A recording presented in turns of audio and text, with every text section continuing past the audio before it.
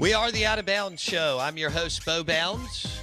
Our guests join us on the Yuengling Lager guest line. This is 105.9 The Zone, ESPN. You can watch the show right now on YouTube. Search Out of Bounds Sports or Facebook. Search the Out of Bounds Show.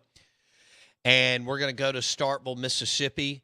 It has been a tough, challenging week for the Mississippi State fan base, Texas Tech, Washington State, the world of college football, as the Pirate coach Mike Leach passed away on Monday at only 61 years old. He spent 3 years in Starkville, Mississippi. And our next guest, very connected to Mississippi State University, attorney, play-by-play, color analyst. I don't know how many hundreds of games he's called basketball and baseball, and also the head of the Bulldog Initiative. But a friend of Mike Leach's. We welcome in Charlie Winfield. Charlie, good morning. How are you?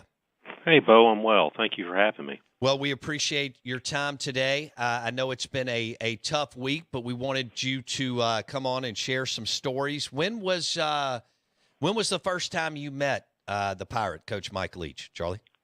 Standing outside a bicycle shop in Key West, Florida.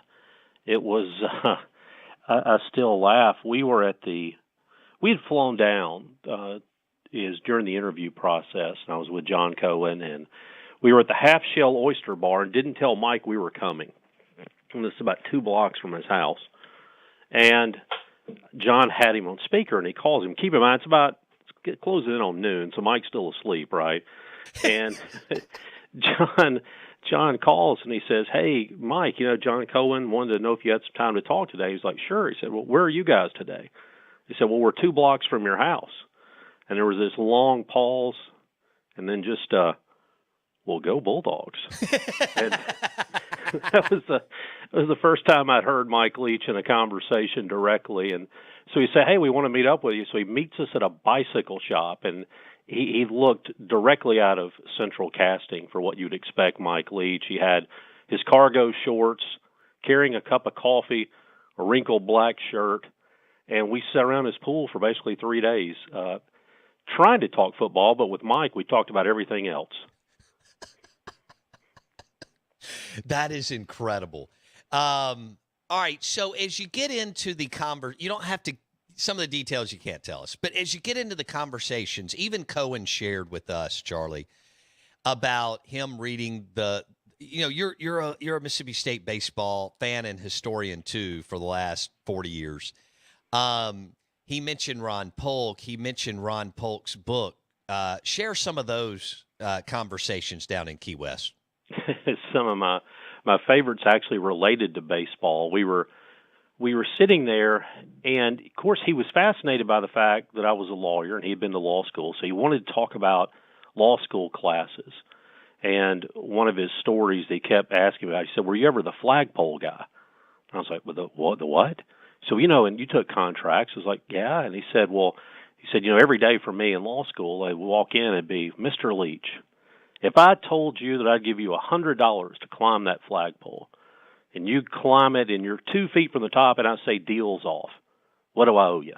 And then he said every day they'd have a different variable on the flagpole, what if you got to the top and you were on your way down, and then I said deal's off.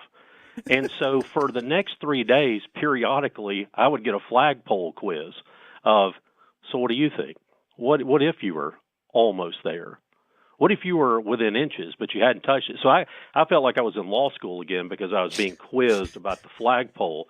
The baseball thing, he figured out that I coached Will Rogers, who he had offered at Washington State as a quarterback. Right.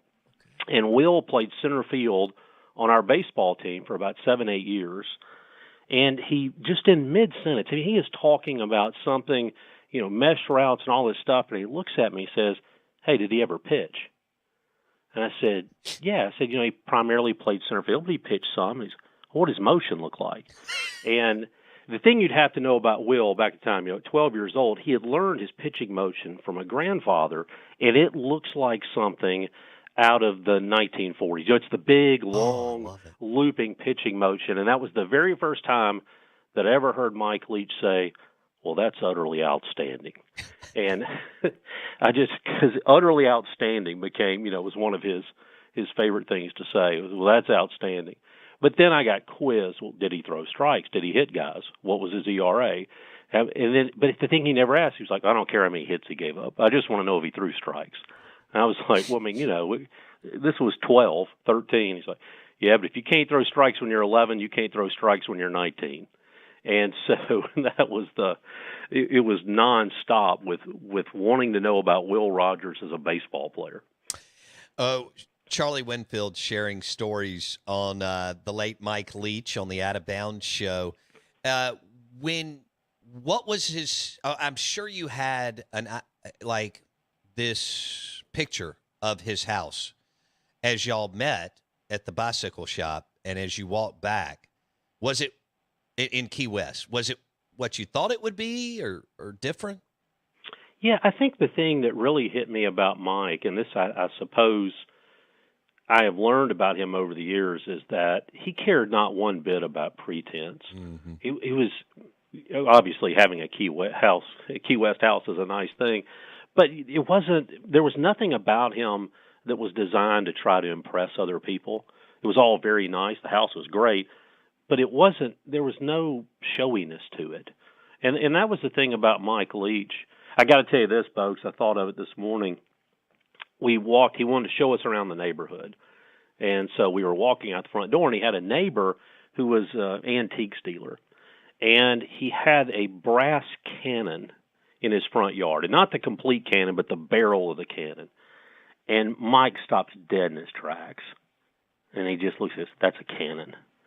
And then for the next 10 minutes, he proceeds to think about what he would have to do to get a cannon, and then what sort of licensing do you need for a cannon? Is it a firearm?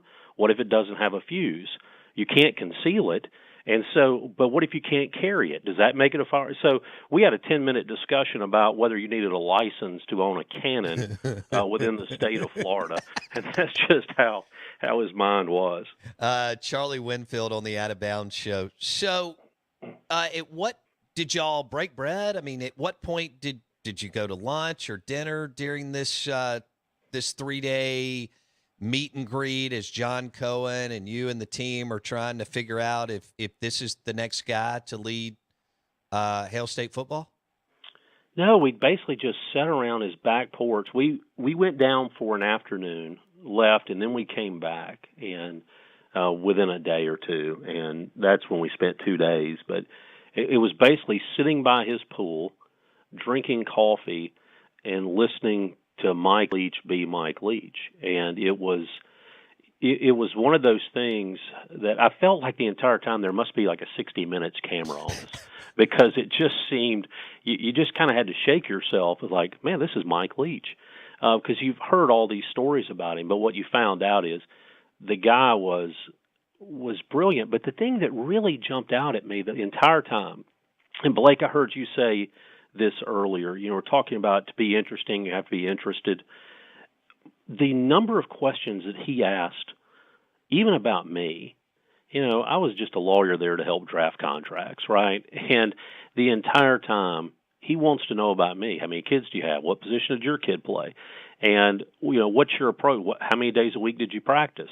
What was your practice schedule like? Did you have a formal practice schedule or just get out there? And I thought, this guy asking all these questions to figure out how I work was probably one of the things. I thought he was interested, he was inquisitive, and it was phenomenal. I'll tell you the one other thing I really jumps out is I wanted to be nice because Mike Leach lived like a vampire lifestyle, right? I mean, he got going as the sun was coming down, and he was one of these guys that stayed up all night. And I didn't want to say to him, "Hey, do you ever come to work?" But so I was trying to find like a nice way to ask it. And I was like, "So what's a typical day look like?" And he says, well, and he goes, and John Cohen's about to stare a hole through me for asking the bad question. and after about 20 minutes, he looks kind of up in the air and goes, so that's Monday. On Tuesday, we were like, no. But he talks about his things. Everything he said he was going to do, he did. He would, on Fridays, they'd always go to the movies. And that was the big thing is, he'd always – early in the week, he was already trying to figure out what was going to be on at the movies. They'd have walkthroughs in the parking lots before the games, before they ever left the hotel. He had all these little quirks about him that were just great. We're visiting with Charlie Winfield, who got to know Coach Mike Leach from the jump and was part of the team that interviewed Coach Leach.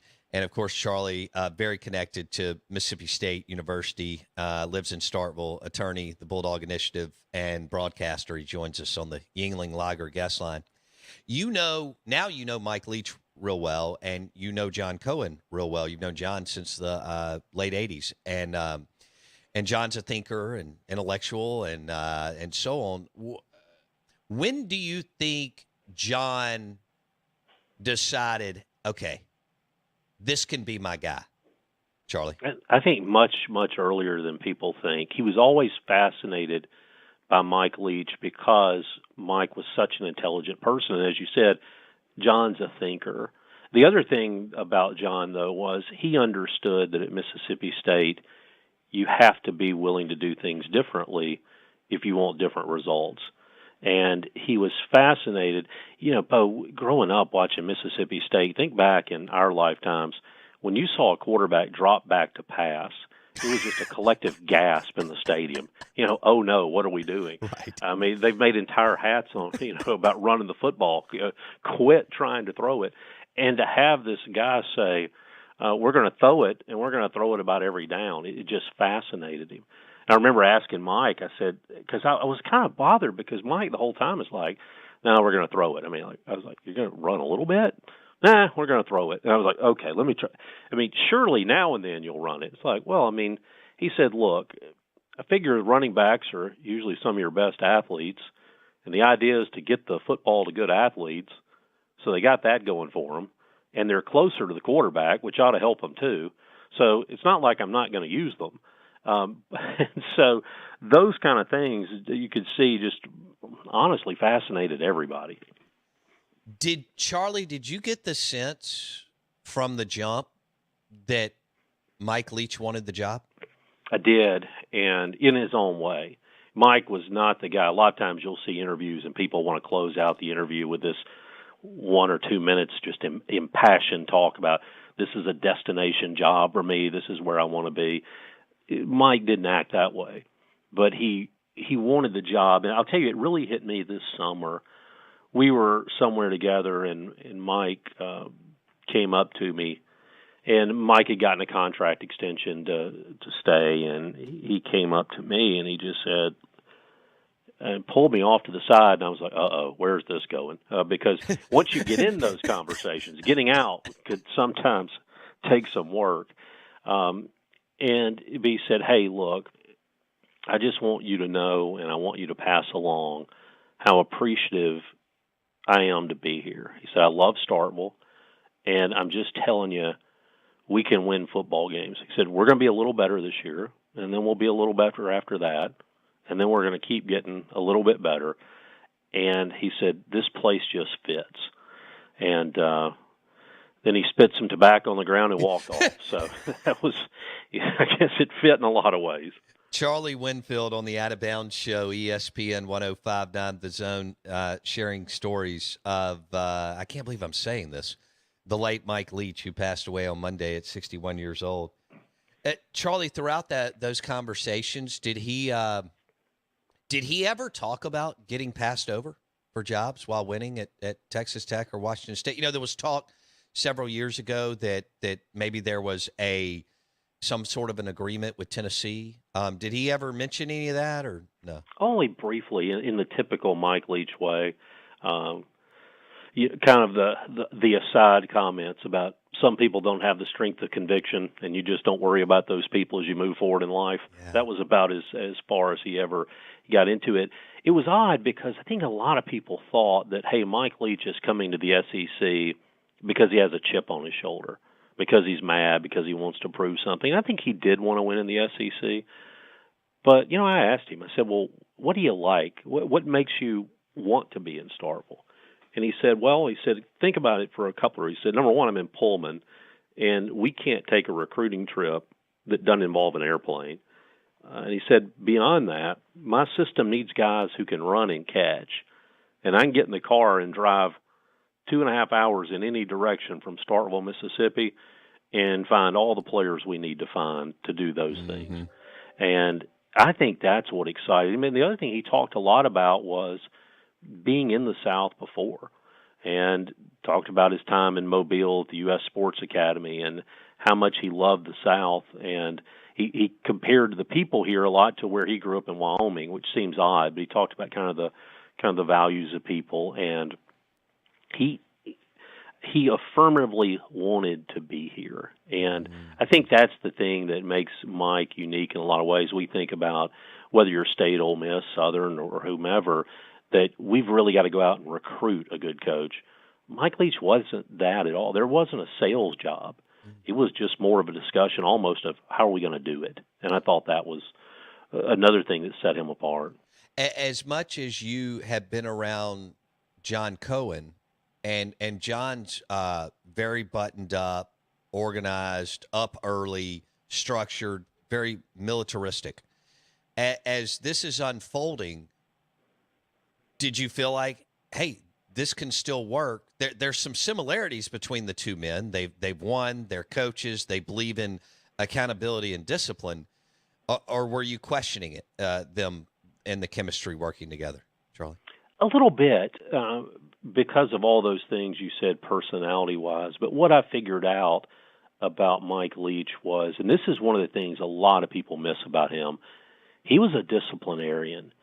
Despite having a different concept in this kind of pirate idea, he ran a tight ship in that locker room, and he didn't put up with problems. And that's one of the things, honestly, that set him back early here, was if people weren't on board with what he was doing or they weren't attending to their responsibilities, he just got rid of them. And he didn't publicize it. He didn't go out in the media. And so sometimes we would read so-and-so is transferring, and you would think, oh, man, he's lost control.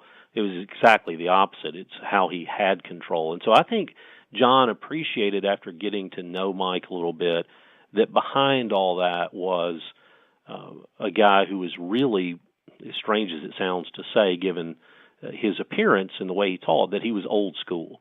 He had a lot more old school high school football coach than people would ever believe. And then the other thing about it, it's two guys who both live in their heads. They're both thinkers. And so they had very different paths, but I give John credit for that. One thing about John is he never sought to hire in his own image. He was fascinated by people who were different. He was fascinated by people. I said that I think one of the best ways to John Cohen's heart is to be hard to figure out, because he was always trying to work a puzzle. And I think he kind of tried to figure out Mike Leach, and I think the challenge of doing that kept him very interested in Mike. They both love to tinker.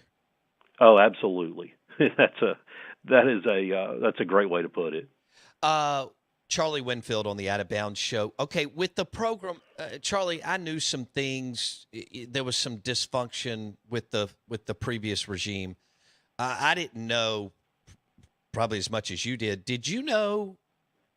Like, I look at what Leach was able to accomplish last year, winning 7 games with what I consider a solid roster, and winning 8 games this year with the top 10 strength of schedule and a solid roster that seems to be improving.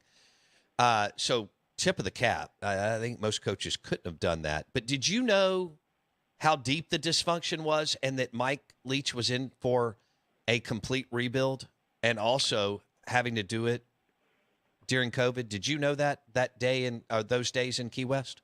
Yeah, COVID certainly threw a wrench into it, but there were a lot of discussions of, hey, here's the challenges you're up against. But the thing is, I knew it and certainly said it, but he was just uninterested. I mean, he was like, it doesn't matter. We're going to do what we're going to do. We'll be fine.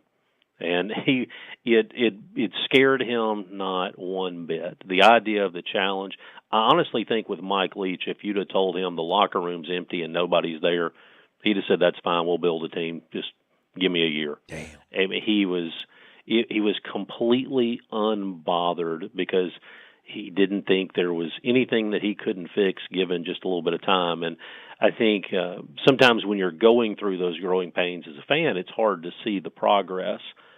But I think now that we're 3 years with that experience, I think you can see how much had changed and how much was being done.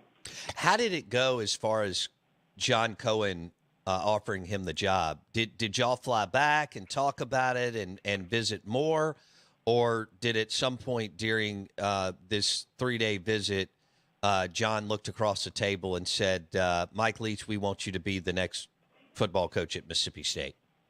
I don't think there was any doubt from the very first time that we talked to him. I think from there it was as much of a getting to know each other as it was a decision. I think there was never a time with John where there was, okay, should we do this? I think it was always, he just from the beginning, it was more of a, hey, let's get to know each other, almost more of a 3-day orientation than it was a 3-day interview.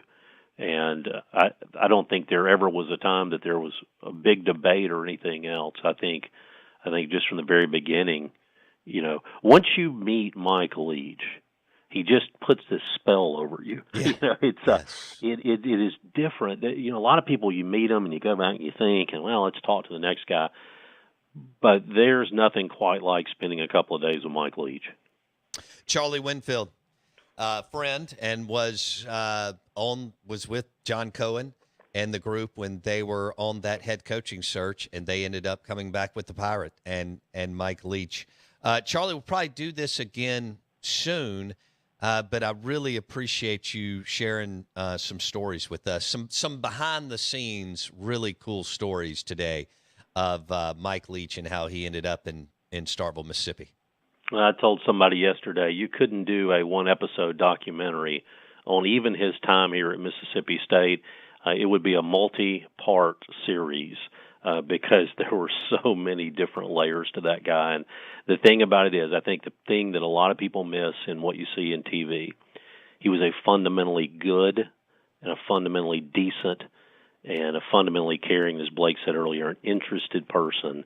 And he'll be missed not just for what he did on the football field, but for his impact here in Starkville and at Mississippi State. He was a good man. I think he's a Hall of Famer, college football Hall of Famer. Do you? Oh, yeah, absolutely.